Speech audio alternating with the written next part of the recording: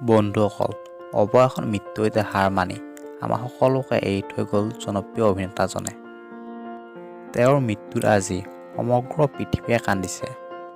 বন্ধুসকল, অস্কাৰ বিজয়ী আমেৰিকান জনপ্ৰিয় অভিনেতা উইলিয়াম হাৰ্ট কৰ্কট ৰোগত আক্ৰান্ত হয় আৰু যোৱাকালি মৃত্যুমুখত পৰে।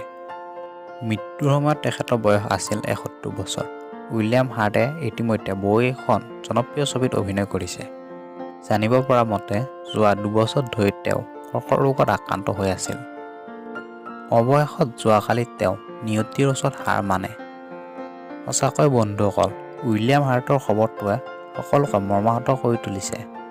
শেষত উইলিয়াম হাৰ্টৰ আত্মাই যাতে চিৰশান্তি লাভ কৰে তাৰে কামনা কৰিলোঁ। ধন্যবাদ।